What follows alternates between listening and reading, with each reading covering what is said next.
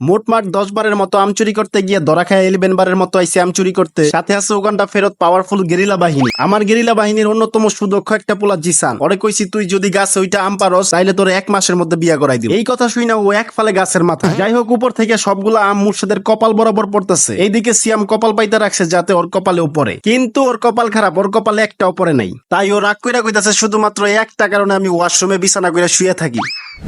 এইদিকে আম দেখা মুর্শেদের আর সহ্য হইতেছে না। আম দেখা সিয়ামের অনেক খুশি লাগতেছে। ওইদিকে বটির উপরে বইসা ইটা দিয়ে আম চুলতেছে মুর্শেদে। জিসানে আবার ওরা একটু হেল্প করলো। আম চুলার পরে শুরু হয়ে গেল ঘষাঘষির পালা। হাই রে ঘষাঘষি রে। এখন দেখবেন আম ভর্তা করতে কি কি মশলা দিচ্ছি আমরা।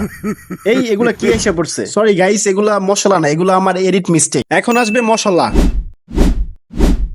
আর এই মশলার ভিতরে দেখি বড় ভাই ঢুকে গেছে। যাই হোক গাইস, আম কাটার পরে আম দেখে কেউই মুখের পানি আটকায় রাখতে পারতাছে না। পরে আমি বাসায় গিয়ে বড় বালতি আইনা 3 বালতি পানি ফালাইছি। যাদের মুখে আম দেখে পানি আসে না প্লিজ কমেন্ট করেন ভাই। যাই হোক, তারপরে হলুদ কালার কি লিকুইড জানি ভর্তার মধ্যে দিল। ভর্তা দেখে সবাই ড্রেনের পানি দিয়ে হাত ধোয়া শুরু করছে যাতে অপরিষ্কার হাতে রসালো ভাবে আম ভর্তাটা খাওয়া যায়। বড় ভাই তো ভর্তা পাইয়া সেই খুশি।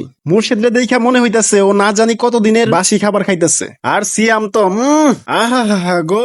ওইদিকে ভিডিও করতে করতে বলের দিকে তাকায় দেখি ভর্তাই শেষ। আরে 2 গেরিলা সদস্য দেখি বল নিয়ে কারাগারি শুরু করছে। জিসান কয় এই পচা আম ভর্তার জুল আমি খামু। রাহাত কয় না আমি খামু।